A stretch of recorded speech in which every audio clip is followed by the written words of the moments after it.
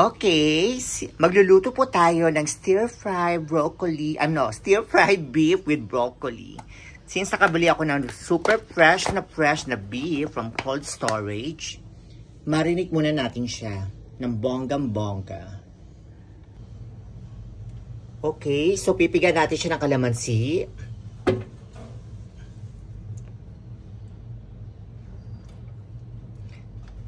Sinasala ko yung buto para walang butong sasama. Kasi later, yung pinag-marinate natin, isasama na natin sa lulutuin natin. Ayan.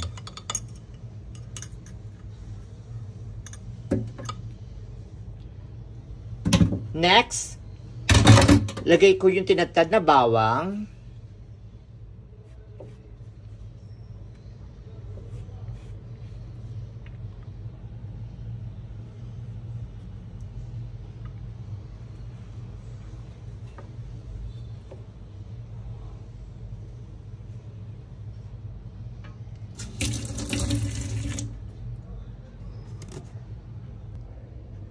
Two tablespoons of cornstarch,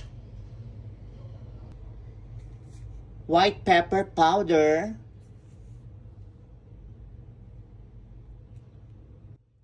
sesame oil, oyster sauce,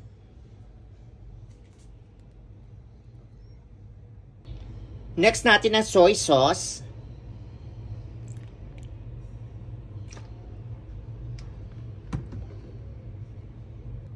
and 1 piece of egg.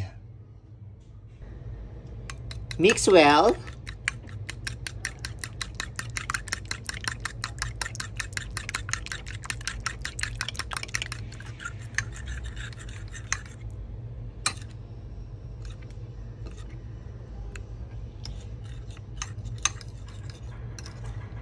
Yan, make sure na wala nang buo-buo yung yung cornstarch natin.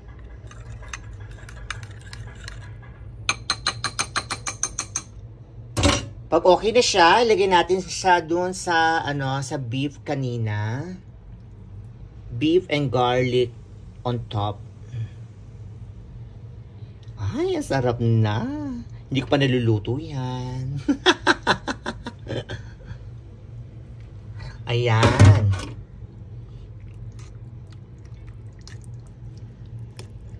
Marinate muna natin to na na mga 10 taon. Charot.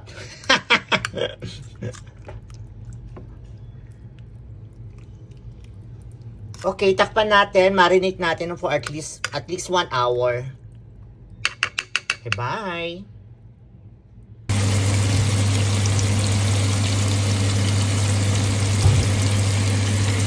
Pan fry. Kapag ganyan, lumalabas na yung oil, lagyan na natin yung garlic and ginger.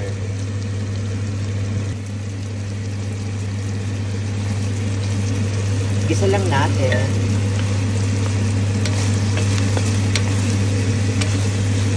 Bango.